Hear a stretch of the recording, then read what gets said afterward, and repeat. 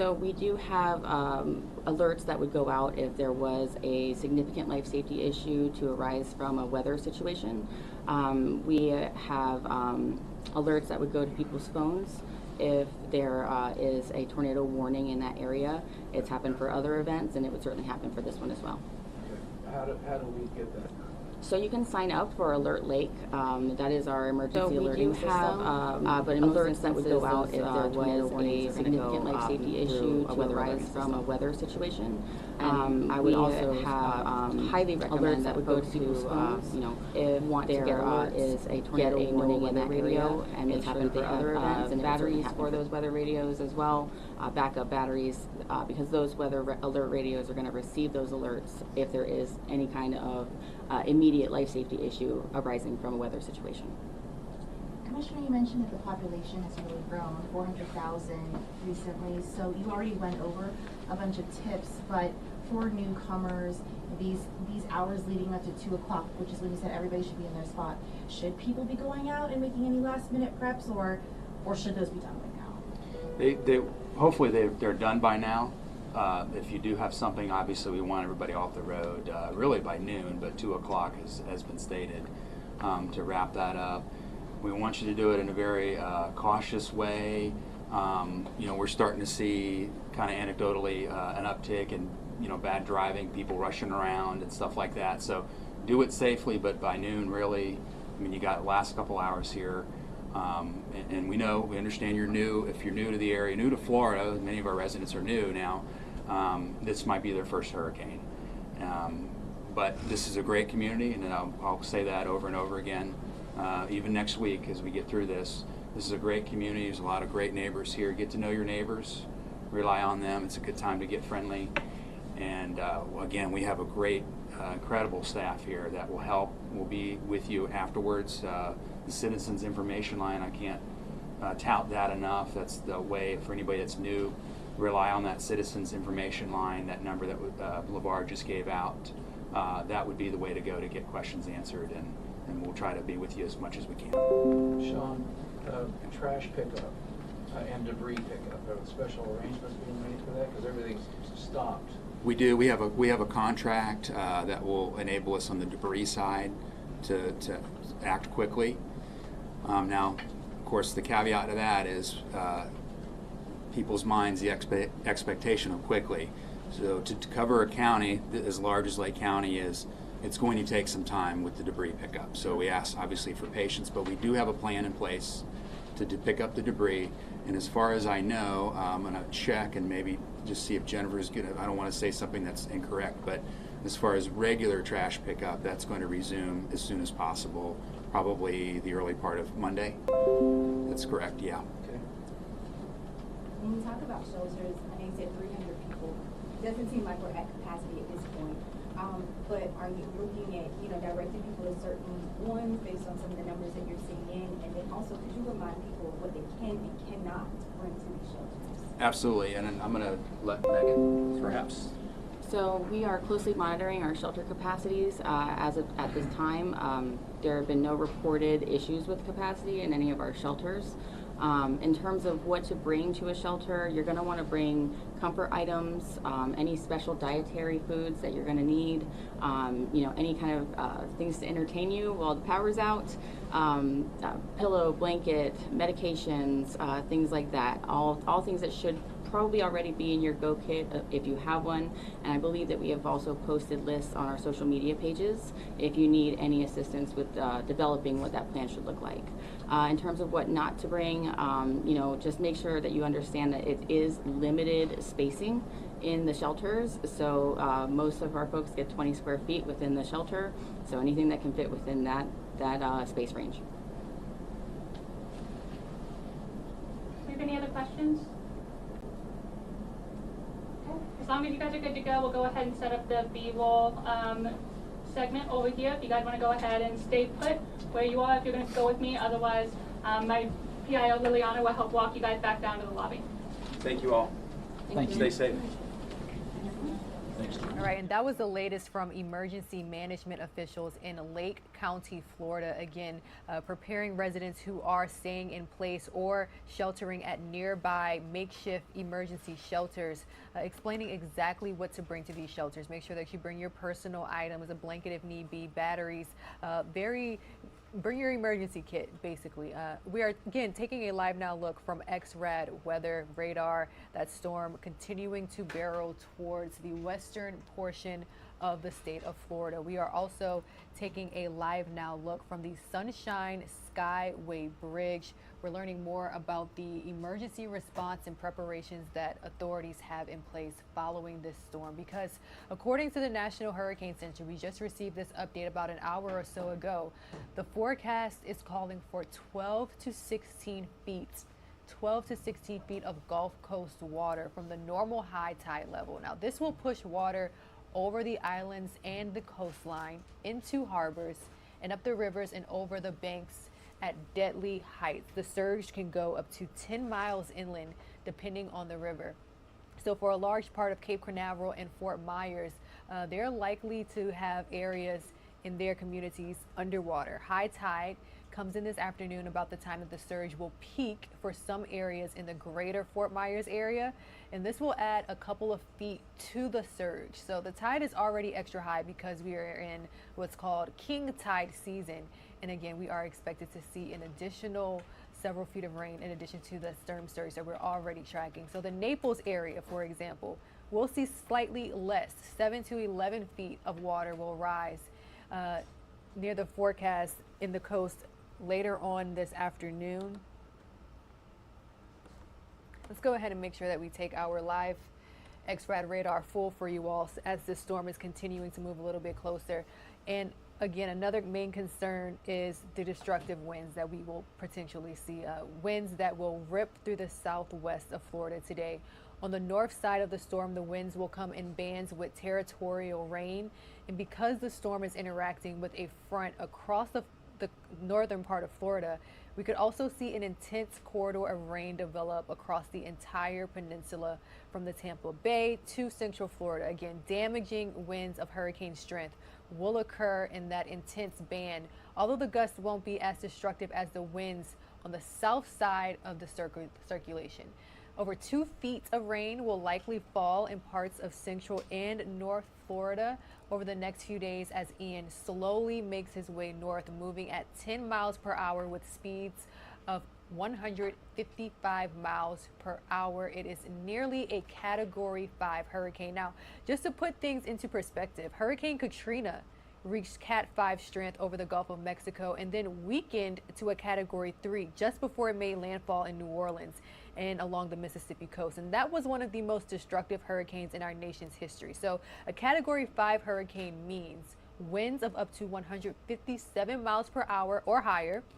And that means that catastrophic damage will occur. A high percentage of framed homes could be destroyed with a total roof failure, wall collapses, falling trees, power poles.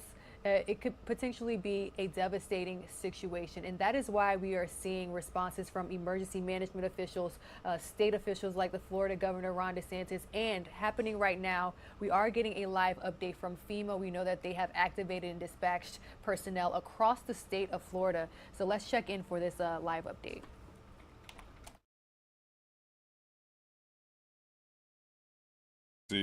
Are not going to be available today, unfortunately, but feel free to reach out to the news desk for any opportunities in the near future, and we can work to help you out with that.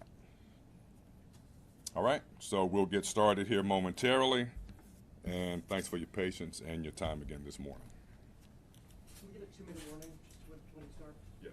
Thank you.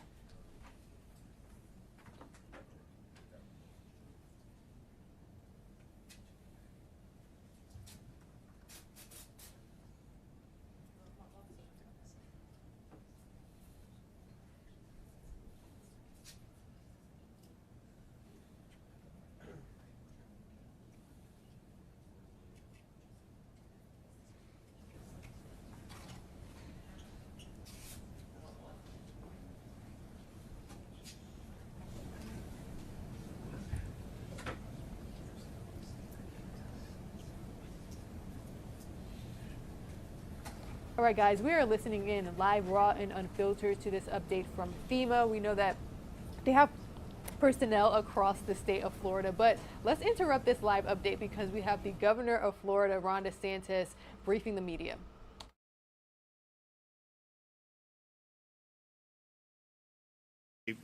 Many parts of this state. We have bearing down on the southwest coast of Florida a really monster hurricane. This is a hurricane that is strengthened. It is Category 4 plus. It may be a Category 5 by the time it hits the Florida coast. We've been in contact all morning with a lot of the local officials in places like Charlotte and Lee County. And they understand that this is going to be a major impact. We're asked about some of the evacuations, and basically what they report to me is that we were talking to the folks in Charlotte. Most of the people in those vulnerable areas did leave. Not everybody did, and that was provided, the mandatory. Some just did not do that. So they're keeping tabs on kind of where you still have people in very vulnerable locations. But you have a Category 5 storm hit. That's going to produce an enormous amount of storm surge. It's obviously going to have very ferocious winds, and it's going to be life-threatening. And so people are taking a risk with their health, their safety, and their lives by being in the eye of that storm. Nevertheless, you do have search and rescue that are going to be poised to go to respond to people that are in difficult circumstances once the storm breaks through. Of course, safety is what we've been stressing in the preparations over these many days leading up to this storm. And you've had millions and millions of Floridians who have made preparations. Many have evacuated to higher ground and safer surroundings. And of course, you have local level officials, state as well as federal marshaling. This is an unprecedented amount of resources that have been marshaled to respond to Hurricane Ian. We did this in the run-up to Hurricane Dorian, which was expected to hit Florida as a Cat 5. Fortunately, it turned north and rode the east coast of Florida without having a direct impact. But that was a massive mobilization. This is more than that. And we understand how significant this storm is. And even when it was kind of a disorganized system far away, we saw the potential for what this could do. The power restoration and the resumption of services is something that's very important. You look at the number of people that are on the southwest coast of Florida, for example. Fortunately, most of them are not going to have their homes destroyed, but almost all of them are going to lose power, and you're going to have services that are going to be interrupted. So resuming services is a top priority. That's going to require to make sure that the bridges are safe. It's going to make sure that the roadways are clear of any debris so these guys can get in and do their work. It's also something that, given the severity of this storm, there's a difference between simply having a down power line and repairing that, which you would do on normal types of storms, and then having major structural damage to the underlying electrical infrastructure. And when you have a Category 5 storm hitting, potentially, when you have massive storm surge, that is going to interrupt, most likely, a lot of the underlying infrastructure. And so when FPL and other companies are going in, some of those tasks are going to be, you're going to have to rebuild some of this stuff. And so the folks in those affected areas should just understand that if it's as simple as simply just hooking up a few more power lines, then that's what they'll do. But in those areas that are going to have the most severe impact, it's likely going to require to have some re-engineering, to have some structural fixes, and that's going to require manpower, but it's just going to take a little bit more time. So people understand. I was able to speak to the president of FPL. They understand how significant this is. They understand how important it is to get the services back up and running. But we also understand the severity of this storm and the really catastrophic damage that it can inflict on the coast, on the southwest coast of Florida. You are starting to see power outages across the state, but you're going to see way more over the next 48 hours. I mean, you're going to have millions of people without power in this state within the next 48 hours, no question. This morning, Kevin Guthrie, our director of the Florida Department of Emergency Management, has asked for additional airlift, hoists, and high water vehicles from the Department of Defense in coordination of FEMA, The SecDef has approved Florida's request for dual status of our National Guard forces under Title 10 to provide additional resources and additional forces, and we're really thankful for the fulfillment of that request. We've got about 1,200 personnel for our Florida Department of Transportation that are on standby to perform cut and toss operations. These guys can't work if they can't get to where they're going, and so that's the top priority for the Florida Department of Transportation as well as Florida Highway Patrol to clear these roads, to make sure that the bridges are safe, and to really green light these operations to get back into these communities. In Southwest Florida, this is a lesson from Irma. They have people that they're calling leave behind teams, so that when the storm passes, their job is to clear the runways and make sure that we can resume air operations as quickly as possible. There's going to be a need to bring in things like food and water via fixed-wing aircraft, and so you want to have those runways up and running as soon as possible.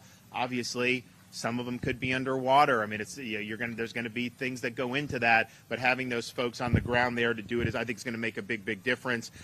We have 5,000 guardsmen.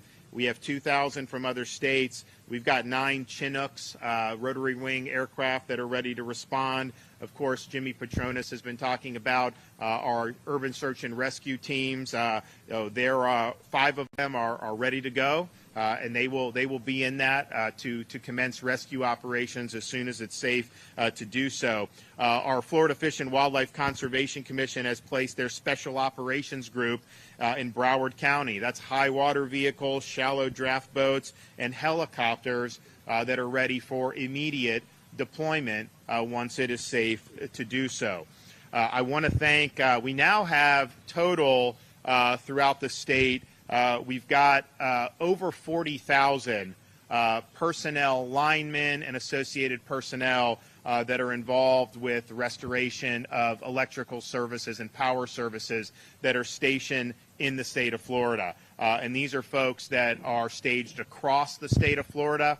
If you look in Southwest Florida, you're going to have movement, and less likely from southeast for additional surge of resources. Of course, this staging area is going to send people all across the state. I know FPL is mindful of, yes, we're going to have a catastrophic impact in Southwest Florida, but this thing's going to, really barrel across the state. It's going to be a strong storm. I mean, it's going to weaken once it gets on shore, but you're going to end up, you could end up in Central Florida to have winds, certainly gusts that would be hurricane force. It's going to at least be a tropical storm as it barrels across. That's going to cause problems with the vegetation. It's going to cause problems with trees. The ground's already wet based on the amount of precipitation we have. That's ripe conditions for trees to fall over. That means more power lines are down. So that's going to have a cascading effect. So the most significant impacts will obviously be the landfall, but you're going to have other impacts. And so that's why you have these folks staged. That's why you have so many people, because there's going to be a lot of different places around the state of Florida where they're going to have to respond to. We now have 26 states that have sent us support right now, including Tennessee, Virginia, Montana, Louisiana, New York, Colorado, Indiana, New Jersey, and Georgia. I want to thank them for their support. It's much appreciated. I've been in contact personally, but then also the Florida Department of Emergency Management.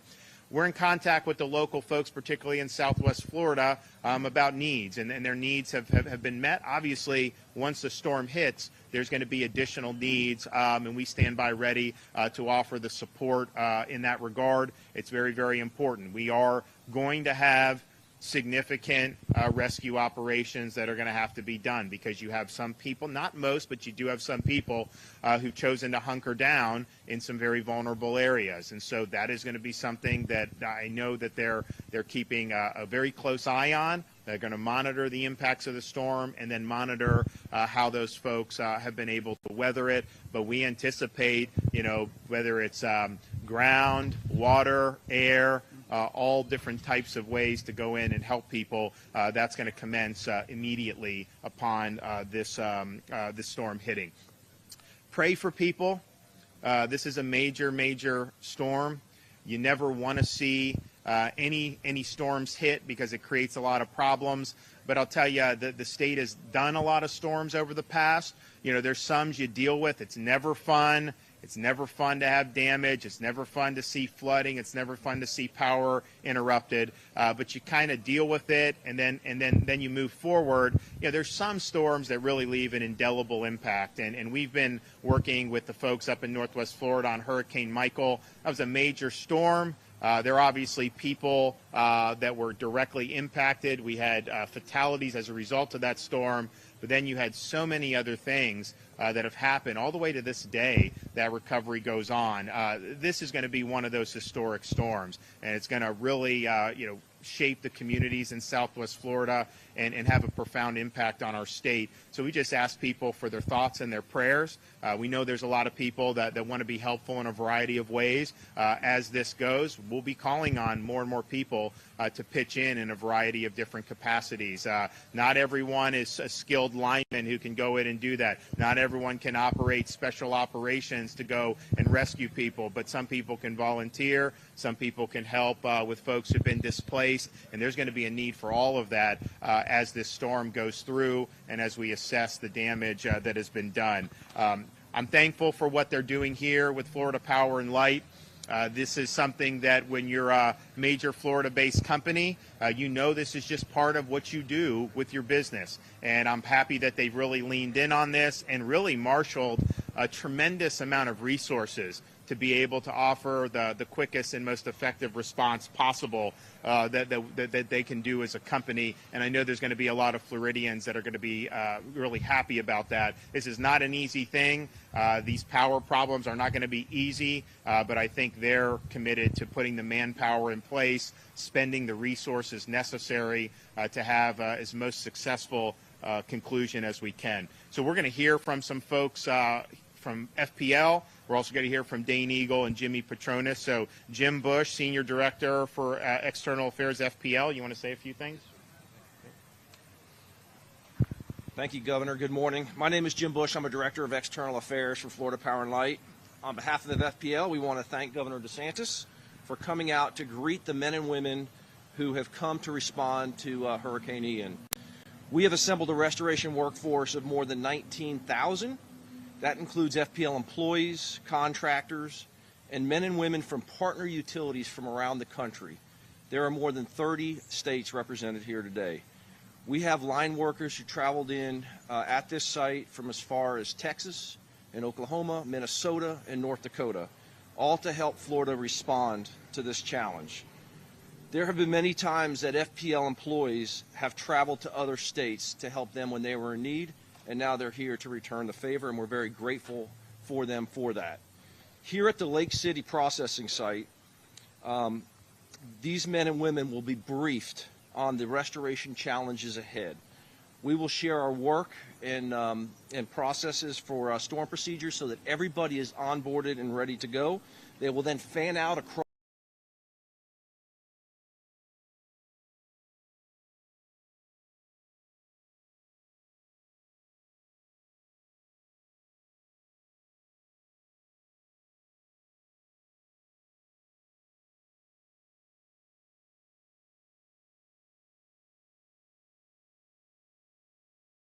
damage and in many areas flooded conditions throughout our service territory.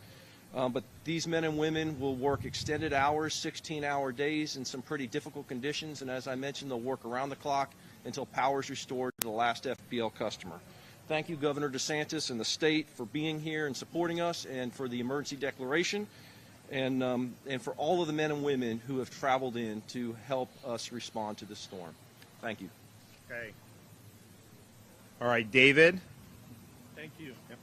Thank you, Governor DeSantis. I just want to assure all of our customers that we are executing our plan. We have already deployed, as the governor mentioned, resources across the entire state who are ready to respond. I also want to take the opportunity to remind our customers and the general public to keep safety top of mind.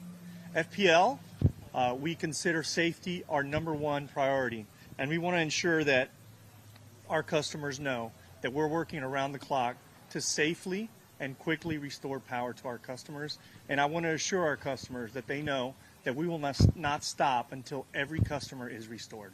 Again, thank you very much. Governor. Okay, thanks. Dane? Well, I want to thank Governor DeSantis for his leadership. I've spent the last few days at the Emergency Operations Center, and while this storm is unbearable to watch, I have a lot of faith in knowing the team that he's assembled that's ready to launch across the state. We've seen there in Tallahassee and here and elsewhere. I'm the Secretary of the Department of Economic Opportunity, and at DEO, we support communities, businesses, and Floridians, and this is especially true during a disaster event like a hurricane. Right now, we are hosting daily calls with our private sector partners to get real-time updates on emergency supply inventories, supply chain issues, and business closures and other critical information to give Floridians access to the latest information. We are sharing these updates in real time at www.floridadisaster.biz. That's www.floridadisaster.biz, as well as key resources and toolkits for businesses before, during, and after the storm. DEO has activated the private sector hotline at 850-815-4925. That's 850-815-4925. And inquiries may also be emailed to esf18@em.myflorida.com. That's esf18@em.myflorida.com. Also, businesses that want to assist, we want to hear from you. Let us know what your capabilities are. Partners including Walmart, Publix, and Lowe's have indicated that they are constantly bringing additional supplies into the state to restock inventory, and their teams and others are currently with our team at the Emergency Operations Center in Tallahassee. We are co-locating the closures and hours of these and other businesses and retailers on our map available at DEO's webpage, floridadisaster.biz/business open close status. That's floridadisaster.biz/business open close status. Many stores have dedicated pages on their websites to find their store-specific information during Hurricane Ian, including Publix.com/status and Walmart.com/news.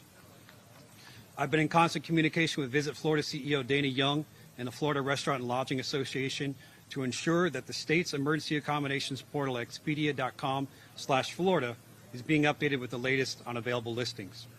As the governor shared last night, we are working with FRLA and Visit Florida to get the word out to lodging establishments to relax their pet policies, and there are still available hotels and other lodging available through Tallahassee to Pensacola and in Palm Beach, Broward, and Dade. Private sector partner Uber is offering round-trip rides to and from various shelter locations listed at floridadisaster.org. Riders can enter promotional code Ian Relief, that's Ian Relief, in the app to redeem a free round trip up to $30 each way. Rides must be requested to or from any state-approved evacuation shelter in Florida. We're also in touch with U-Haul, who is offering 30 days of free storage in U-Box containers for usage in 43 Florida locations. Find information at uhaul.com/about under top stories. At DEO, we have released $1.4 million in low-income energy assistance programs, set aside emergency funding to support preparedness activities such as placing people in temporary dwellings to preserve the health and safety, as well as transportation such as gas, cars, shuttles, and buses to move individuals away from the crisis and when health and safety is endangered by loss of heating and cooling. DEO is also engaging with our Communication Action Agency network across the state to ensure that resources are being mobilized to serve our most vulnerable Floridians in the aftermath of the hurricane and impacted communities, including shelter and temporary housing, electrical repairs, debris removal, transportation, fuel, utility deposit, utility payments, utility box replacements, HVAC replacement, and to purchase generators. Now, I'm from Southwest Florida, so this is incredibly hard to watch, but as I mentioned, seeing what the governor and the teams across the state are doing gives me hope. My prayers, my thoughts are with everybody back home, and the message is the governor is organizing all this to ensure safety. Your safety is the primary point of all the work that's being done. So when the storm does pass, whether you hunker down or evacuated, if you've evacuated, please wait. Don't go rushing back home. Wait for the utility crews, wait for the first responders to clean up, and wait for the signal from your local officials to do so. We're going to help you. We've got your back. We're going to make sure that your communities rebuild, but your safety is priority at this time. Thank you to Governor DeSantis for his leadership. Jimmy? Thank you, Governor. Thanks, Dane. Urban search and rescue teams, 5 of which the governor has mentioned, Florida-based teams, have been stationed and pre-prepared in order to roll in as soon as it is safe. We have 5 FEMA teams that are out-of-state teams that are here to create a total complement of 600 boots on the ground, pairs of boots on the ground. That includes trauma surgeons, engineers, and also canine units, in addition to shallow water boat vehicles. These groups will enter into those neighborhoods of the affected, devastated areas. As soon as the roadways are clear, they will literally be riding right behind DOT and forestry vehicles as the roads are clear, going from door to door, neighborhood to neighborhood, administering their life-saving services based on the missions of those devastated areas. Please understand, they will make repeated visits. They will be doing welfare checks. In the following days afterwards, our office will be setting up insurance villages in those affected areas where the insurance carriers will set up. They will be taking claims. They will also be issuing emergency assistance based on the terms of your policy. I cannot urge enough. If it sounds too good to be true, it is. Do not sign anything when anybody comes to your doorstep providing any type of services on behalf of your of any services you might need. Your first call needs to be to my office at 877-MY-FLCFO, your insurance agent or your insurance carrier, to start the claims process. Also, be wary of GoFundMe scams that will emerge after this. Hurricane Ian is going to be an incredibly emotional, tragic event, and it will bring predators out that will prey on your generosity. So please consider using other forms of donation: Samaritan's Purse, Salvation Army, Red Cross. Be skeptical if anybody is putting anything out on GoFundMe, because there's no transparency there or where those dollars are going. Again, please stay safe. We will endure this together. Governor, thank you for your leadership. It's important for people to just be reminded that when the storm passes in your area, there's a lot of hazards that happen after the storm. And more recent storms, not as strong as this, have seen more fatalities even in the aftermath of the storm than from the direct impact of the storm itself. So don't mess around with standing water. If you see any type of cord or electrical, do not go anywhere near that. That could be very, very hazardous. Don't try to drive your car in flooded streets. That is not a recipe for success. If you are using a portable generator, that exhaust has got to be outside of your home. If that exhaust is inside the home, you could get carbon monoxide poisoning, and we have had fatalities as a result of that. So just understand the impact of the storm is going to be enormous. There's obviously some people who are in harm's way by choice, having hunkered down in their areas. We're praying for them. Obviously, there's going to be rescue efforts made as soon as it's safe to do so.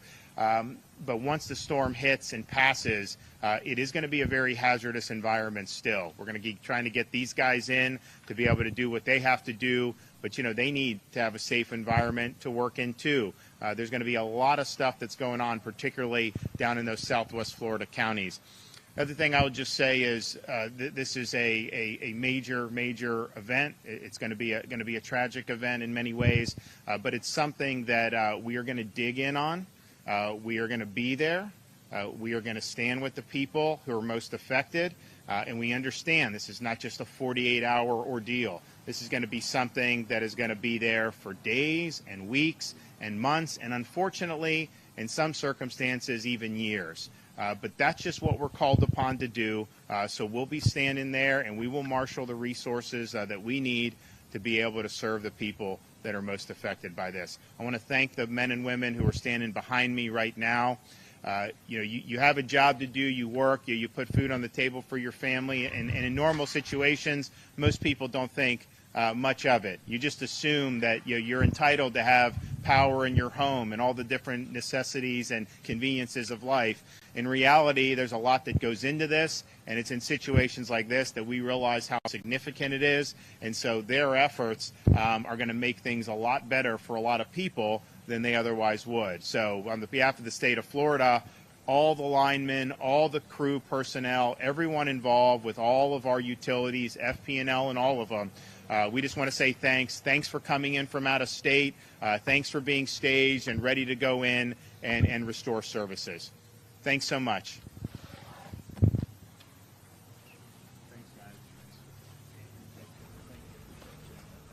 All right, if you are just joining us here on Live Now from Fox, you are listening to the latest update on Hurricane Ian from Florida Governor Ron DeSantis. He has been providing these news briefings several times a day to update the situation involving power outages, as well as crews that are working from several different states to restore power as it is lost. As you can imagine, as this storm does get closer to landfall, we are going to see more and more outages, so crews have come in from all across the country, several states, to help prepare here. I do want to take you to a full image here that does show our radar system, so you can see exactly what we are dealing with right now as the storm does get very, very close to the Florida coast and making landfall. I do want to continue here with our extended coverage of Hurricane Ian. Over the last few hours, Hurricane Ian has rapidly intensified, becoming a powerful Category 4 storm with winds of 155 miles per hour. That is just 2 miles per hour shy of a Category 5 storm, which is the highest classification for a hurricane. As of the last advisory from the National Hurricane Center at 9 a.m., Ian is moving north-northeast at 10 miles per hour and is located about 60 miles west of Naples, Florida. The hurricane-force winds do extend for a diameter of 40 miles, and tropical storm-force winds extend for a diameter of 175 miles. We are talking about a massive storm, as you can see on your screen there. The Hurricane Center saying some areas along the Gulf Coast could see that storm surge of 12 to even 18 feet. That area extending 76 miles from Inglewood to Bonita Beach, which is essentially the area that surrounds Fort Myers, Florida, and there could be, quote, catastrophic damage. Ian also delivering the third highest storm surge to Key West since back in 1913, more than 1 century ago. Again, we are tracking Hurricane Ian very closely as we wait for the next update from the National Hurricane Center. The next official advisory should come out in about 37 minutes at 11 o'clock Eastern Time. I do want to take a look at a FEMA news conference now underway as they discuss more about the preparations here for Hurricane Ian making that landfall in just a few hours in Southwest Florida. Let's listen in live, raw, and unfiltered on Live Now from Fox.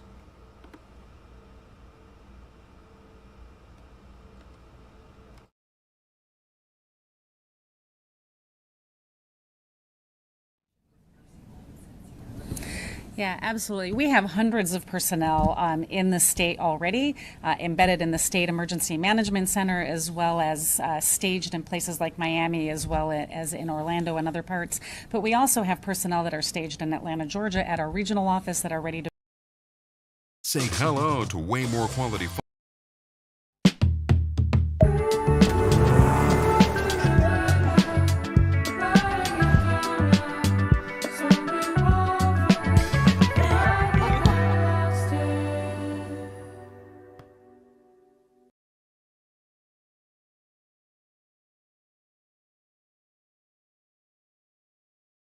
At Harbor Freight, we've worked hard to expand our selection of high-quality tools. And we'd just like to say thank you for noticing.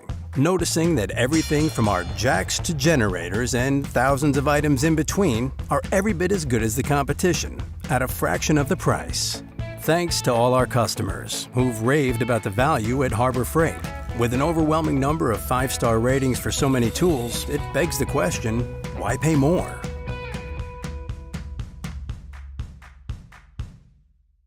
are going to be assigned directly to local jurisdictions, right? So they can put them and assign them to go search places where they know that their need is, and that way we're not having any gaps in the efforts that we're doing. You called this storm historic. How does this storm compare with previous historic storms, Andrew, Irma, Michael? Can you speak a little bit more to what makes this maybe similar or distinct to some of the storms we've seen? The first comment I always try to make is they're all so different. Every storm is so different, and it's just an urgent plea to everybody listening: don't compare storms. So there's similarities when you see, storms about the storm surge. Hurricane Laura, we saw 18 feet of storm surge. It was devastating. houses off the foundation. So you can use generalizations like that to think about the kind of damage that could occur. But teeny changes in the storm, bigger, smaller, left, right, faster, slower, these really subtle changes can make a huge difference in what you see on the ground. So really what we say is think about those impacts. Think about what does 20 inches of rain look like. And we try to paint that picture. That's an incredible amount. So we say 2 feet type of thing to think about that. Storm surge, I'm 6'5".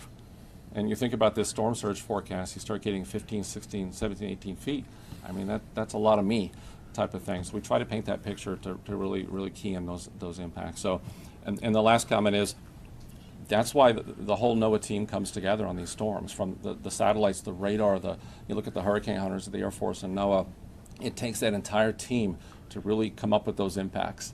Not just the Hurricane Center, but the Weather Prediction Center, Storm Prediction Center, looking at where the tornadoes are going to be, the weather forecast offices, talking to the emergency managers constantly. I mean, literally in those situations, I've been in those situations, and you might as well just leave the phone on speaker, right? You're constantly talking about these. Look at me in a news conference. Look at my phone open, right? Information comes in pretty quick. So that's what happens. So it's hard to compare storms, but you really can compare the impacts, and those values that I gave are just absolutely devastating. It's historic. Sir. Hey there, Gary Grunback from NBC News here. I have a question, same question for the administrator and then the director, so I think you'll have different answers here. There's lots of moving parts. What is your biggest concern right now? What is keeping you up at night this week? It's the water, right? I mean, we are talking about significant amount of storm surge and a significant amount of rainfall.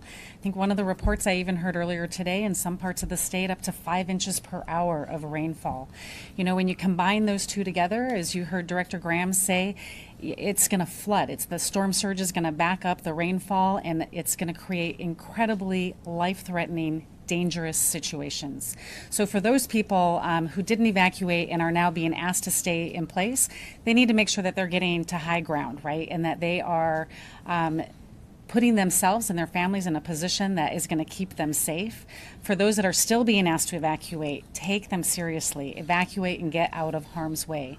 I think the other big concern I have is then once the storm passes and individuals go out into this water, the water is still dangerous, right? It's still going to be moving rapidly. It's still going to have debris in it. It's still going to have down power lines in it. So there's so many different dangers after the storm passes that also contribute to some of the indirect fatalities that we see after a storm. So people just need to stay focused. They need to listen to their officials. They need to understand what the threats and the dangers are. Those first few hours, days after the storm passes are just as dangerous as when the storm is going over. So it's interesting when you do this enough years that we have it's the same concerns. It really is. It's interesting when I listen to Administrator Criswell, it's the same thing. So I worry about, people that are inland that think they're okay because they're away from the coast, and it's not true. Right, the storm surge pushes water into, so you have every canal and river that usually drains that rain, they're going to flow backward. The water gets pushed into these areas, flows backward, and then that rainfall has nowhere to drain. So even if you're inland, you have dangers associated with the water. So there's no safety there. So you have to really be in a situation that you're really safe. And it's the same thing afterwards. I worry about it so much, and it's all, you see it on every one of these storms. We get through the storm, and then afterwards, the hazards, the water, what's in the water. You think about power lines down, hazards, and you think about generator use. Please help us get that message out. Because every one of these storms, we lose so many people afterwards for improper generator use. I'm just begging everybody, please, if you don't know, ask. Right? There's instructions, there's information out there, and make sure they're well-ventilated areas away from your windows, not in the house. And if we could do that, we can save some lives. So help us get that message out. So it's the same thing. All right, if you are just joining us here on Live Now from Fox, you are listening to an update from FEMA. They are providing this live update as Hurricane Ian does near landfall in Florida. Ian, right now, a Category 4 with winds of 155 miles per hour, moving north-northeast at 10 miles per hour, located at last check 60 miles west of Naples. We do expect that we could see landfall in the coming hours. We are tracking this very closely, and in about 30 minutes, we expect the latest advisory to be released by the National Hurricane Center. I do want to head over to President Biden right now, who is talking about the hurricane and preparations here. Let's listen in live, raw, and unfiltered on Live Now from Fox. Oil has stayed relatively low. It kept going down. The price of gas should be going down as well. My experts informed me the production of only about 190,000 barrels a day has been impacted by this storm thus far. That's less than 2% of the United States daily production impacted for a very short period of time. This small temporary storm impact on oil production provides no excuse for price increases at the pump, none.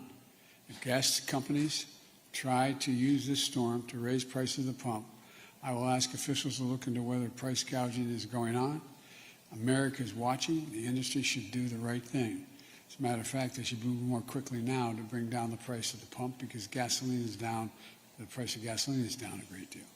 There's too much of a delay between the price of a barrel of gas being produced, oil, and the price of gasoline at the pump. Now, to why we're all here for this on this historic day. The Secretary of Agriculture already said anything, so I'm leaving.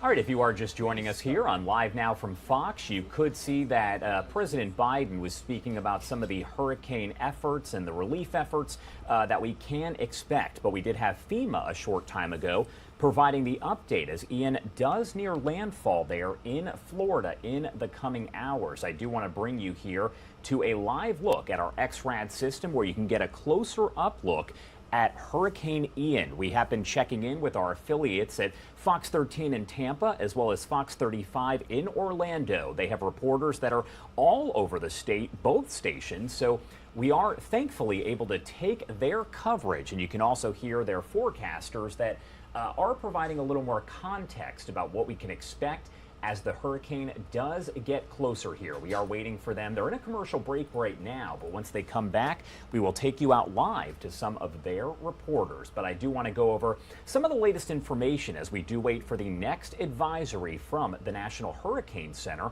Over the last few hours, we have seen Hurricane Ian rapidly intensify, now a powerful Category 4 storm with winds of 155 miles per hour. That, by the way, is just 2 miles per hour shy of a Category 5 storm, which is the highest classification for a hurricane. As of that last advisory from the National Hurricane Center, which came out around 9 a.m., Ian is moving north-northeast at 10 miles per hour and is located about 60 miles west of Naples, Florida. Our Fox 13 affiliate is covering, as I mentioned, with reporters all over the state here, so I do want to listen in raw and unfiltered on Live Now from Fox.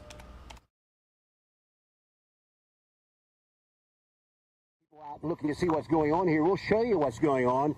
The water is being sucked out of Hillsborough Bay, as our forecaster said it would be. The wind pattern of the storm now drawing water out of Hillsborough Bay.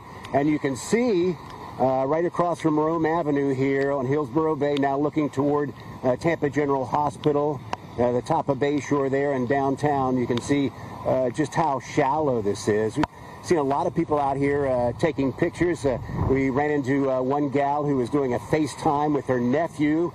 Says her nephew loves to come and visit the Bayshore in Tampa, and she was showing him how the oysters and crab traps were visible here that you wouldn't be able to see on a normal day. The wind has kind of laid down here for the moment on Bayshore. We've had intervals of heavy rain and wind at times, but right now fairly pleasant here, as you can see some other folks down here taking some pictures along the Bayshore of the water being sucked out. We saw some of this, if you'll remember, back in Irma, and this morning once again we're seeing it here as the waters of Tampa Bay, Russell, are being sucked out, and people are getting a look at the bay bottom, as it were. Yeah, you know, Lloyd, I have seen this before, I guess in the last storm I walked out, and to see that bay empty of water is one of the strangest things I've ever seen. Yeah, it is really eerie, and you know, there's no traffic, or there's light traffic on the roads. not a lot of people out except for sightseers here, but you know, just to see that that bay shore that we know so well, and to see that bay being sucked out, just the sheer power of this storm is just that nature is just such an incredible thing, and people are taking the opportunity to see this. Right now in this neighborhood, we're seeing lights on, people moving around. Life is pretty well normal, although most people, I think, are hunkered down and inside as they should be. Probably. Okay. Hey, Lloyd, thanks. Thanks for showing us that. Something to see. It's crazy. Talk later, okay? Wow. All right, and we are also getting word that all Hillsborough County Public Schools will be closed on Friday. The school district tweeted out the update this morning. Students are going to be returning to class Monday, October 3rd. So again, Hillsborough County students will be out of school on Friday. And Tampa International Airport is now closed to all commercial flights. The last passenger flight departed just after 5 p.m. Tuesday. Some cargo and military aircraft may still fly out, but that will be on an emergency basis. The main terminal, the airsides, the parking garages, all of those are closed to visitors. All right, so if you are just joining us here on Live Now from Fox, we are switching between our Fox 13 Tampa team's coverage and our Fox 35 Orlando team's coverage. Right now, they are providing on Fox 35 a full breakdown of storm surge and the path of the storm, so I do want to check in with them, raw and unfiltered, on Live Now from Fox.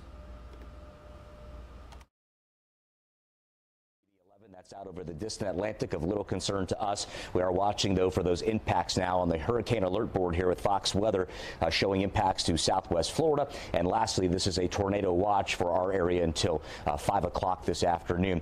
The winds you might have noticed here as you look out the windows. Hopefully you're not hanging out by the windows long term as conditions go downhill, but a lot of you have noticed, and I've been getting messaging on social media, that the winds are increasing. These are current wind gusts playing out close to tropical storm force in many locations, to Claremont, over to Orlando.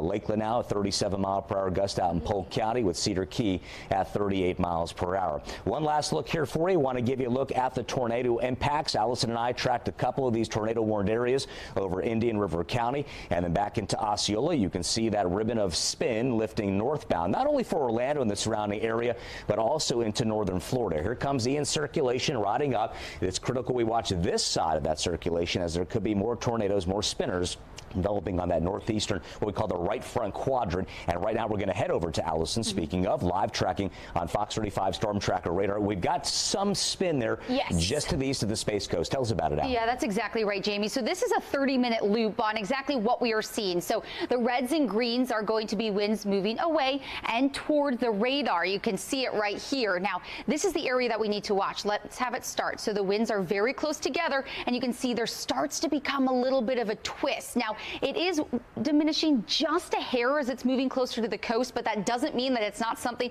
that we are still watching. I want to show you the area of concern. We can actually zoom in here, get a little bit closer. So it's just off the shore from Satellite Beach, South Patrick Shores, and then Patrick Space Force Base. So if you are in any of these areas, we want to make sure that you are staying well aware that there could be rotation just offshore. And I actually do want to draw a track on this for you. So it's moving rather quickly toward the north and west, so could be arriving at Patrick Space Force Base within the next 21 minutes or so. Now, I do want to take you out to a wider view of what we are seeing here locally. So let's take a look at our Fox 35 Storm Tracker radar. You can see that the rain bands do continue to make their way across our viewing area. You can see moderate to heavy rain is starting just off coastal Brevard County and then slowly starting to make its way across the interior. Now, something else that I want to share with you is our power outage map. We can actually see this across the entire state, and it's power outages right now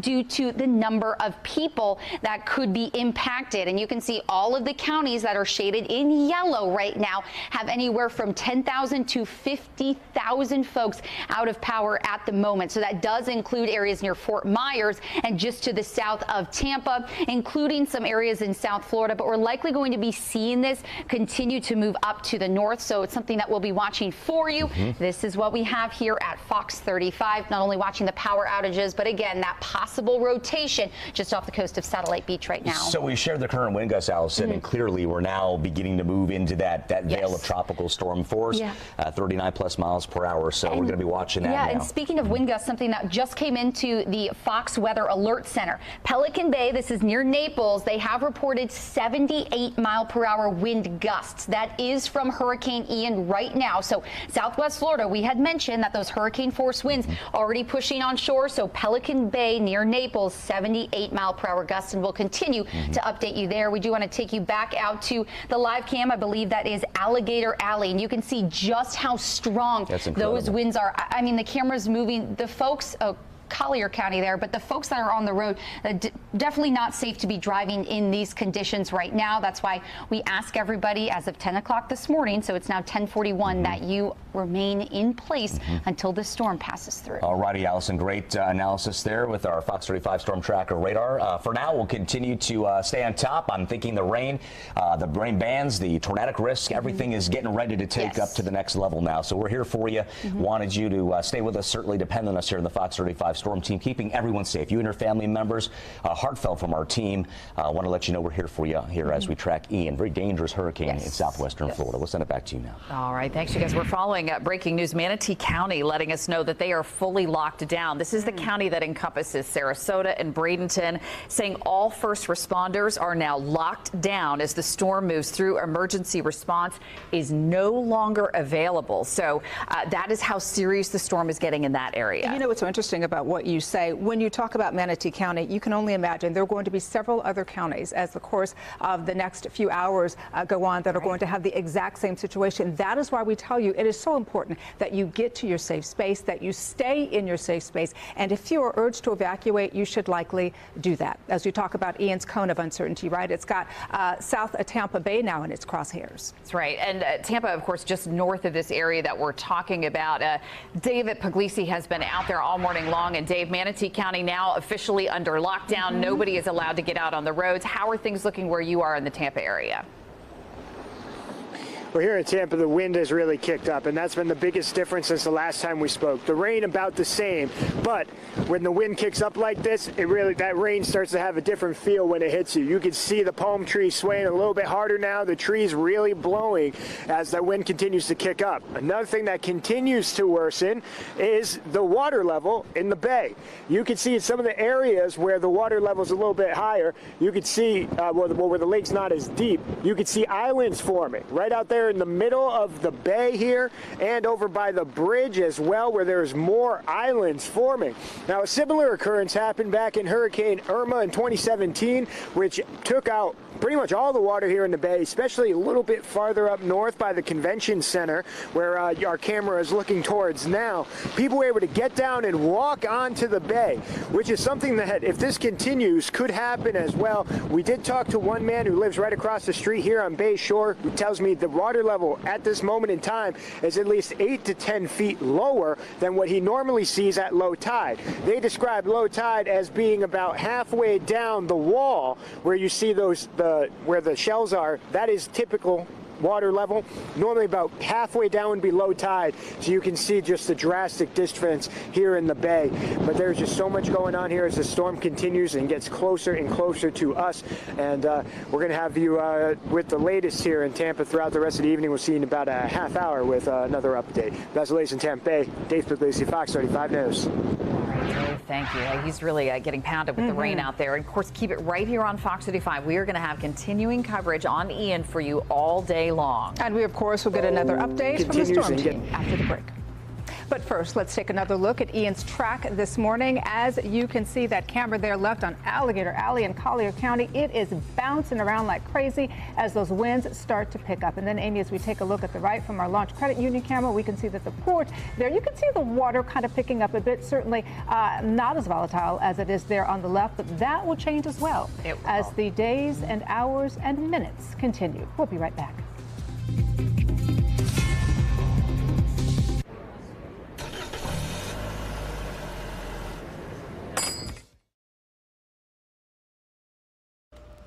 All right, everyone, if you are just joining us, we are keeping an eye on our coverage here with our partners over at Fox 35 Orlando and Fox 13 Tampa. They are providing a great breakdown of the situation and exactly what is going on as we see Hurricane Ian nearing that landfall in Florida. As of right now, a Category 4 storm. The last update we did receive officially around 8 o'clock was that the wind speed was 155 miles per hour. We are talking about a high-end Category 4 storm just 2 miles per hour away from a Category 5, which is the highest classification for a hurricane. The movement was north-northeast at 10 miles per hour and 60 miles west of Naples. The next advisory coming up here in about 14 minutes. It does appear that we are getting an update now live out of Naples, so I do want to play that for you raw and unfiltered on Live Now from Fox.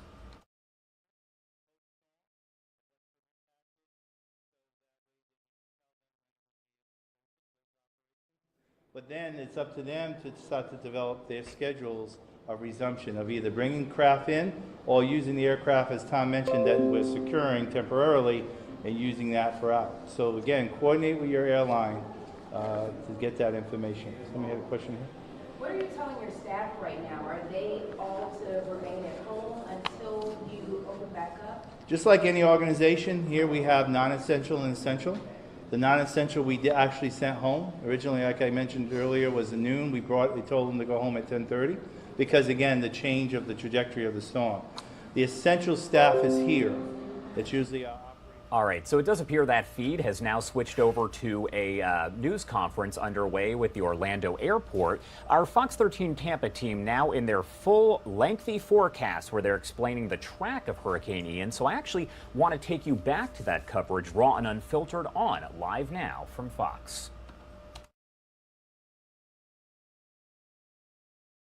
These rain bands. Now we do have lighter amounts of rain, lighter rain, but still we're seeing some of these winds, especially along Pinellas County. We've been seeing some of these winds gusting up to tropical storm force. And then I'll go on now on a wider view here so you can see up across our northern county. So pretty much basically every county has rain at this point. Some of it light, some of it just absolutely torrential, basically from Manatee down to Sarasota County right now. Some of these wind speeds, Sarasota, currently, we're looking at winds gusting to 56 miles an hour. Got a 61 mile an hour wind gust in Naples right now. Fort Myers seeing winds gusting to 53 miles an hour. And look at that over in St. Petersburg even. You're seeing those winds out of the northeast, 43, gusting currently to 56 miles an hour. So this goes on really for the next 24 hours. We are talking about winds like this and actually increasing as we go through the afternoon and into late tonight. Enhanced satellite imagery where you're seeing the purples, the magenta colors showing the strongest portions of this. And there, what do you see? You see it working its way right on shore. A bit of a wider view with this. And we'll kind of see if we can get this wider view to show here. And what you actually see with this is just, the computer just wanted to cooperate with us. Yeah, impressive there, but here's a wider view right there. What you're actually looking at is on that left-hand side or the western side. You see this, and me and Dave have been talking about this, just how amazing this is. It's completely clear. It's all that dry air that is wrapping around the system, which was one of the things we were hoping which would weaken it, but it's just not going to happen, Dave. You know, Jim, a couple of days ago, the track brought it up into the Tampa Bay area, okay? And it was going to weaken as it did because that drier air was going to punch in. But the storm had other ideas. I'm going to go a little bit further south and avoid that drier air. So here is the back edge. But this dry air, it's trying to wrap around and into the center. Now, if this was to play out 18, 24 hours, yeah, it would eventually win the battle, okay? The drier air would. But you're talking about a landfalling near Category 5 hurricane in about 4 or 5 hours. So, yes, the drier air eventually will take hold, but it's not going to make a difference right now, which is when we needed it to happen. So for the forecast path, bringing it onshore again near or just slightly north of Fort Myers, you know, a little wobble at the end will tell the tale of where it's going to come onshore. As it moves slowly northeastward, maybe 9-10 miles per hour, by around 2 o'clock in the morning, we're still looking at a Category 1 hurricane tomorrow morning, right in the middle of the state. Now, think about that for a second. This is a place that's going to get 10 to 15 inches of rain. Now you're going to get hurricane force winds in, Polk County, Hardee County, Highlands County.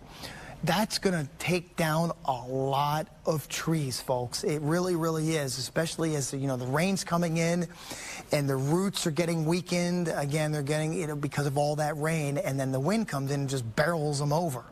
So that's something we have to be really careful about overnight tonight in Polk County down through Highlands County. Storm surge. Well, you saw what's happening in Tampa with that northeast wind. It's pulling the water out or pushing it out, whatever you want to say. But the opposite problem is happening around Cape Coral.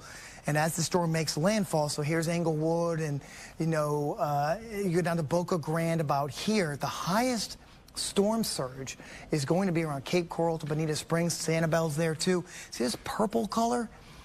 What, 10 to 18 foot storm surge? I mean, it's unreal. It's a wall of water that's going to accompany the storm as it comes on shore. That's unreal. It's amazing, and it's very, very scary for those folks down there as well. So I actually did a measurement from the A in Tampa down to where the storm is. It's about 106 miles as the crow flies. So about 106 miles away is this monster of a storm. Yes, we're being impacted by this monster of a storm, but I'm saying the center of it's only 106 miles away. The red on here are hurricane force winds. The orange are winds above 58 miles per hour, and the yellow are tropical storm force winds.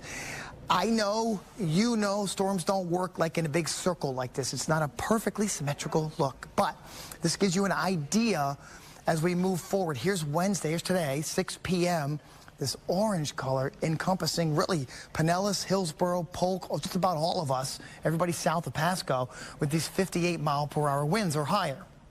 Hurricane force winds by this evening will be Sarasota, Venice to the Arcadia area. Then watch as it moves northeastward. And you're looking at Bartow to Wauchula, Arcadia, Sebring. By 9 o'clock, you're getting in those hurricane force winds, wind gusts at least. And then Tampa, you're still in this 58 mile per hour wind. And even tomorrow morning at 3 a.m., Tampa area is still in that 58 mile per hour wind zone, so to speak. I mean, it's not exact, folks. This just gives you a generalization of how the next 18 to 24 hours are going to go. Almost always, with landfalling hurricanes, you're going to have tornadoes, and they're typically on the right of the eastern side of the storm, which explains where right now Tampa and St. Petersburg are not in the tornado watch. Because again, storms coming up like this, the right hand or the eastern side has the best chance for these little spin-up tornadoes, and they're really, really quick. Okay, so from Polk, Hardee, DeSoto, Highlands County, Manatee, and Sarasota until 5 p.m.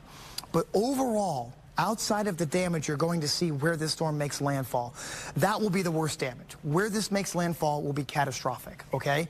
But for the rest of the area, it's going to be freshwater flooding, and a lot of freshwater flooding. We're talking to the tune of 12 to 18 inches of rain. Now, what's going to happen is, as the storm moves north, that drier air I was talking about, that trough is going to start to shear the storm. Well, what it's going to do is it's going to take all the heavy rain and it's going to shear it to the northern side of the system. Well, we're on the northern side of the system. So that's why you're seeing some of these rainfall amounts between 16 and 18 inches of rain. You throw that kind of rain in the middle of the state in these rivers that are already flooding, and this is going to become a huge, huge problem. So that's what we're really concerned about moving forward, is just the rainfall amounts over the next probably 24 hours or so. But it does look like, I'm going to wrap it up here, that by tomorrow afternoon, we should rapidly be improving the conditions around here. But between now and tomorrow morning is a lot of rough and tumble weather for all of Central Florida. We'll be right back. Okay. Choose Winters and Yonker, and we will send an attorney to you. Top sustained winds, Allison, just a behemoth there in the southeastern Gulf. And as Brian mentioned, there's going to be rooftops removed. All right, so what you were watching was Fox 13 Tampa's full forecast as they tracked Ian. Thankfully, as I've mentioned here at Live Now from Fox, we can tap into all of our affiliates because we are a culmination of all of them. So I do want to take you to the full forecast now underway by the Fox 35 storm team there in Orlando. I'm going to bring you this raw and unfiltered on Live Now from Fox. Likely going to be be hearing a lot more of those reports come in to us here in the Fox 35 Storm Center. Alrighty, so we do want to address the latest in the track, as Brian mentioned, kind of Charlie-esque, but as we also know that Charlie was a little more compact, intense, but a little more compact. This is a similar track, but much broader in its impacts that have spread far and wide from that center of circulation. Track on this now, taking this across near the Volusia County area, offshore, Palm Coast and Flagler, and right on into the deep southern states. It will diminish with due time, but not before humongous impacts all across the area. So look at the current wind gusts right now. We're calculating at 44 at Claremont, 42 at Lakeland. So winds, as we told you, would be on the rise. We get to late morning, early afternoon, and into the deeper portion of the afternoon by early evening. We're really going to see these breezes propped up on a pedestal. Here's a look at our exclusive Fox model wind forecast. You can see these gusts as the circulation enters the peninsula in and out of the 40s and 50s. Looks as though we could attain higher gusts. That's why the current hurricane warning are in play now for Orange and Seminole, Osceola County, Lake County. We've got some tropical storm warnings on the outskirts, but bottom line, you can see the circulation moving across. Winds east, typically, again, dead center of that storm as you see the eye come across and moving on out into the Atlantic. Looking at future wind gusts along the southwest side there as it moves aboard. You can see it's really tightly torqued up here as Ian moves aboard here. Big time numbers coming on into play as that continues streamlining across the peninsula. Backside of that, we'll get that classic wind shift, but they're nowhere near out of the woods as this has to make landfall first, and then we start to peel back those winds as we go deeper into tonight and by tomorrow. We do also have to track these rain bands. Allison Gargaro live in the Fox 35 Storm Center right now with Fox 35 Storm Tracker radar. That we've seen some rotation. We had a couple of tornado warned areas earlier. Right now, just heavy rain, Allison. Exactly. Right now, just heavy rain, and you can see that. That's going to be the red and yellow color on your screen. Most of it is out across the Atlantic, but starting to push on shore. So if you do live in Kissimmee, likely going to be seeing some moderate rain making its way toward you, Palm Bay, and all of Brevard County here. But I do want to go in a little bit closer to Brevard County because just a few minutes ago, we were tracking some rotation just offshore. But right now, those winds are just going to be strong as it does push onto Satellite Beach, Rockledge, as well as in Port St. John. If I actually stop the loop here, we can show where we could be seeing weak rotation. That's going to be these little green areas that you see just offshore. Now, a few minutes ago, we were seeing some colored red and yellow, meaning it could be strong to extreme, but that's not necessarily the case right now. I do actually want to take you out to our U.S. radar. So we are going to be looking at a wide view of Florida right now. You can see that center of circulation, and usually in tropical systems, we don't see a ton of lightning, but you know just how strong Ian is right now, that there are several lightning strikes near that center eye wall, but those outer rain bands making their way from southwest Florida all the way up to us here in east central Florida, and now some of that rain in Jacksonville. But I do actually want to take us out to one of our graphics. It's going to be a power outage graphic. This was sent to us directly from Fox Weather, and it is showing that we are seeing an increase in some of that power outage in southwest Florida as we do see those hurricane force winds moving on in. Here we go. You can see the power outage tracker. Manatee County about 10%, Sarasota 9%, and Lee County about 8% there. And we'll continue to watch this because, like I mentioned, there are going to be some very strong winds actually just into the Fox 35 Storm Center. Extreme wind warning. That does include Fort Myers, Cape Coral, as well as Sanibel. So we're going to continue to bring you updates on exactly what we're seeing on the ground as some of the gustiest winds that we have seen so far with this system will be arriving. Again, has not made landfall yet. Right, and our local wind impacts as well on the rise as we get to early mid-afternoon and beyond through the overnight. That'll be the worst of it as we peak overnight into Thursday, possibly into about midday tomorrow. So we'll keep you updated. Myself, Allison Gargaro, committed to keeping you safe here, right here in Central Florida. Back to you for now. All right, Jamie and Allison, thank you so much. We want to give you a view of our upside down camera in Siesta Key. You can just see how powerful these winds are from Hurricane Ian as that camera got completely flipped over. Boy. Wow. Yeah, I got flipped upside down, right? This is in Sarasota County, by the way. Stay with us. We'll be right back.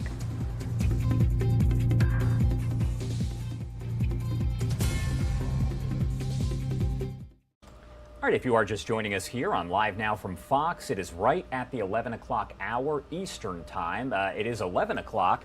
And if you are over on the West Coast, it is 8 o'clock in the morning. Thank you so much for starting your day with us here at Live Now from Fox. What you are looking at is a live shot out of Fort Myers, Florida. You could see just moments ago as the wind was blowing, but it appears that that camera has frozen. So instead, I am going to take you to a live view of our satellites. You can see a live look over at Hurricane Ian.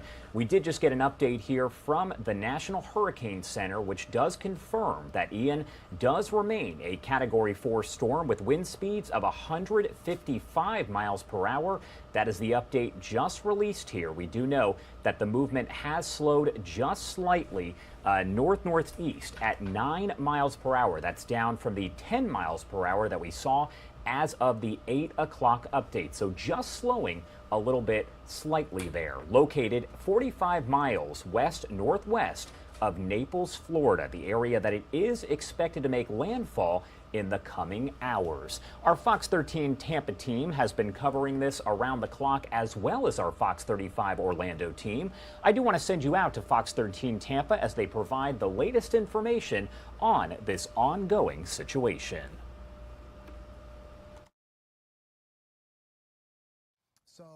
They're saying this is an extremely dangerous and life-threatening situation. This is where the eye wall is actually beginning to bump up against the coast. So, you know, Sanibel's kind of right there. So it's just to the northwest of the Sanibel area. This whole region with this eye wall touching it, this is where your extreme winds are going to begin. Let's back it out. I mean, you go all the way back and you can see the size and the structure of this whole entire hurricane. I mean, it's raining in Jacksonville and it's raining in Naples. You can just see the large expanse of all of this, and of course there's that 25 to 30 mile wide eye getting ready to bump up and make landfall, probably somewhere very close to Fort Myers or just to the north of the Fort Myers area. Places like Boca Grande, right in the path. I'll bet Boca Grande actually gets right in the center of this and the eye of the storm. Up around Englewood, too, you're going to get some extreme weather in Englewood to Northport, to Port Charlotte, to Punta Gorda, as this slowly works its way on shore. Listen, folks, we're starting to get the rains as well. If you're in the Sarasota area, it's been raining, and these bands of rain are just nonstop. And every time you get inside one of these little orange or red bands of rain, that's where you're likely to get some really, really gusty tropical storm force winds. The hurricane force winds right now are only about 30 to 40 miles from the center of the storm, closer to 40 miles. So they're still a ways away, but the tropical storm force winds have started from Northport to Venice to Gulf Gate Estates up through the Sarasota area. So now is your time to just stay inside, and we're just going to ride this out over the next 24 to 36 hours, everybody. Winds are gusting 55 or so in St. Petersburg, 61 in Punta Gorda. And, you know, it will continue to go downhill from there. The path brings it right in the middle of the state and then eventually out into the Atlantic. But right in the middle of the state, guys, overnight, 2 a.m., it's still going to be a hurricane right in the middle of Polk County. So we'll talk about what impacts that will have on us and our friends at Polk County in just a few minutes. Hey, thank you. I do have one traffic alert for Tampa drivers. It looks like things have really started to kick up outside. I already have a power line that is reported down on Hillsborough Avenue. The road is blocked right now between 20th and 22nd Street. This will likely be the first of many. So if you do not have to be outside on the roads, just continue to stay inside. Right now, it looks like things across Tampa Bay are still open. You can see drivers taking the Howard Franklin both eastbound and westbound. I don't see any closure information for the Gandy Bridge or anything for the Courtney Campbell Causeway. But once we do have that information come in, expect the Courtney Campbell to be the first of the 3 to close. And I'll leave you with a live look at a really rough Skyway Bridge. Those conditions are getting bad. Wow, look at that. Okay, Mariah, thank you. Hurricane Ian continues to inch toward our southern counties. Let's get over to Fox 13's Matthew McClellan, who is live for us in Sarasota, right in the middle of it. What are the conditions like out there, Matt? Good morning. Good morning. They're really now starting to pick up. As I kind of showed you last hour, you get them in these waves as we're used to seeing, you know, the outer bands of a hurricane. It picks up and then it dies down. Right now you caught us in a sort of a picked up moment. And I just want to draw your attention to this tree just down from us, where on sort of the the left side of it, you can see that it's already kind of bare from all of the wind that it's taken on from that direction. Some snapped limbs as well. And as these things go, you always start with the small debris, and as it wears on, as it gets closer and as it strengthens, hopefully it doesn't strengthen anymore, you get bigger debris. You get branches and limbs and all of that. So looking across from where we are, we see several parking lots. You have sort of the tumbleweed-looking smaller debris, and the debris we are noticing is getting bigger now. But I want to bring in Jody Cohn, who checked in, Jody, Tuesday, you said? We actually have tonight, but luckily Best Western let us in early today, so we were able to get out. And you did not come from far. You were just across the way from here. Right across the street in the mobile home park, which we're mandated to evacuate, and we knew this was a strong building, so here we are. Yeah, smart thinking. And you were telling me that some of your neighbors are also here. Yeah, there's about 9 or 10 of us over here, so we figure we'll all hang out tonight and have some fun across the street. That's nice to have people that you know and are familiar and kind of be in it together, that sense. And that's really kind of from being down in the lobby earlier this morning, the sense that we got was that everybody sheltering here is, everyone's in good spirits, everybody's got their sense of humor. I guess you laugh to keep from crying sometimes. Pretty much, yes. What are you expecting to see? And we're listening as a huge wind gust moves through right now, by the way. What are you expecting, hoping not to see when you return home across the way after this all dies down? Well, we're hoping we have a place to go back to. We've been here for over 20 years, and we've been lucky all this time, but any given day, we cannot be lucky. So we're hoping everything is okay over there. We're confident, we have faith in our little protected Sarasota here that we'll be okay. Yeah, a lot of people praying right now. Jody Cohn, thank you so much for speaking with us. And Jody's kind of approach to this is what a lot of people we've seen are taking. Folks who evacuated just from a few miles away, if not closer. You have a lot of elderly folks who did not want to make a long evacuation out of state or out of the region. Folks who also didn't want to be in a shelter where you're sharing a space with a lot of people. So that's what we're seeing, folks really kind of knowing that we're in this together. And just seeing what this does. We talked to another guy who checked in. He's from Clearwater Beach. He was here working. All he had in his bag was a few changes of uniforms and some phone chargers. So folks are expecting the power not to last much longer. In fact, as we've been telling you this morning, this buzzing sound you may or may not hear, that's from a blown transformer. There is a generator here, so that's a great thing. But as we know, things can fail, especially in a major hurricane as what we're expecting to come through here in the next few hours. So power may not last. We know folks are really trying to charge up their devices, which if you're watching from home, I recommend that you do. And if you're watching us, good for you. You have power right now, but that may not be the case. So be sure that you also have a radio if you have access to one, a battery-powered radio, so you can listen to that AM, FM band and get updates that way as well, because it's not going to get better until it gets worse, right? So that's really what we're seeing here in Sarasota this morning. I just make the best of a bad situation. All right, Matt, nice job this morning.